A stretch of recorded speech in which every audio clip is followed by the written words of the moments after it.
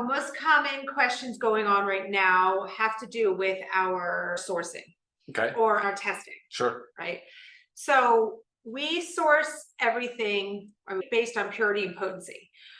So really, it doesn't necessarily matter where it comes from, in a sense that we are sourcing the most purest and most potent ingredients. They're all tested inside the US. We do third-party testing. We are certified CGMP guidelines. So you can talk a little bit more about our facilities being CGMP. So following those guidelines has to be in place with a CGMP certified facility. Go ahead and elaborate a little bit on that. Okay, sure. Yeah, exactly what Lisa said. Really what it does is when it starts as a bulk ingredient, so as a powder, you're going to test that powder for identity, potency, purity. So what that means is identity. It is what we say it is. Potency, it has how much of it in there is what we say it has in there. And then of course, purity is contaminants, and that's the big one.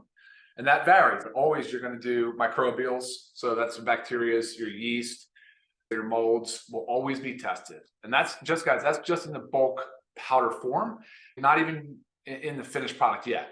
So we'll do that on the powders. We'll test for metals. We'll test for pesticides like glyphosate if there's a risk. And then once it goes into finished product, then of course we do that basically all over again. And so you'll do identity, you'll do potency, you'll do purity, and then you'll do finished product heavy metal testing and pesticide testing, again, if applicable. So that will cover the testing side of things. And that is a lot. I mean, that should be at least the bare minimum for any brand, any product that you use. And then, of course, it should be visible to you. You should be able to access those reports.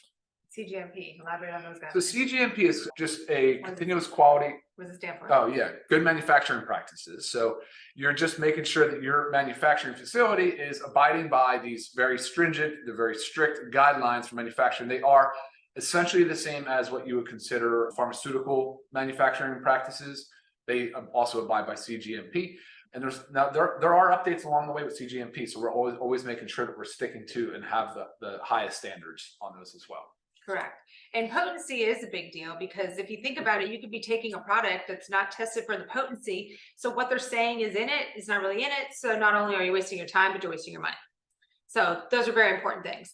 And then just elaborate on that. So there's a very popular supplement company. They are known as a very healthy, very organic, very whole food based, and they're in all the health food stores all over the world. Yeah, so, they're in a lot of brick and mortars. Yes. They're probably one of the leaders. So yeah. I emailed them because I didn't see on their website. I was just doing some exploring, and I did not see on their website any testing results, any certificates.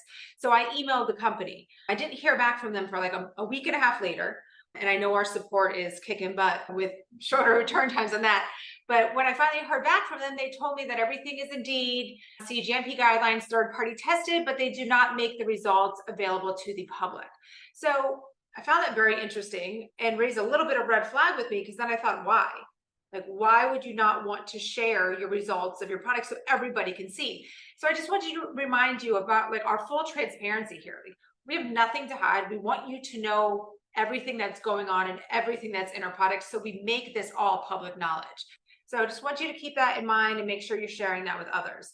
And then one more topic was natural versus synthetic ingredients, because I get this question often. Do you use synthetics or all your products natural? So Ryan is going to kind of take that home a little bit.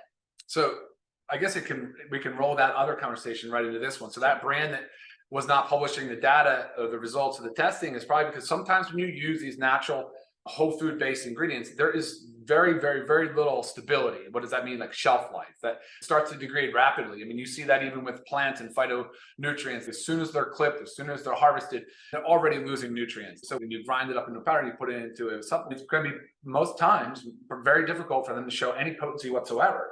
And therefore, it's sort of, I think, misleading, right? So when it comes to synthetic versus natural, we're always looking for what is considered evidence-based. So there's some evidence to support the use of it in clinical literature, as well as stability, which Lisa talked about with potency. It needs to have shelf life. It's just a fact. It just needs to be. And it needs, that potency has to be able to last for at least the beyond use date, for at least as long as we say that that product is good for on the shelf in proper storage conditions. So yes, there will be times where we use synthetic ingredient because sometimes the synthetic ingredients offer superiority to their natural counterparts. I mean, folate's a good example, the folic acid folate conversation. We do use a synthetic methylated form. Folic is the brand. We also use the L-methyl L-folate. I mean, it's a superior form. It's better bioavailability, it has better stability, so on and so forth. And there's numerous examples of what we do and how we incorporate those into our products. When possible, when able, we're always going to choose the more natural form over the synthetic, if indeed it has the stability. Right, and it goes along with like, not everything natural is healthy.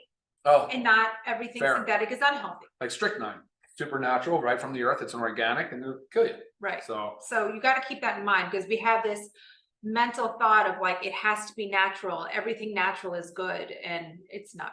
well, and the inverse is also true, whereas not everything synthetic is bad. 100%. Yeah. Cool. So,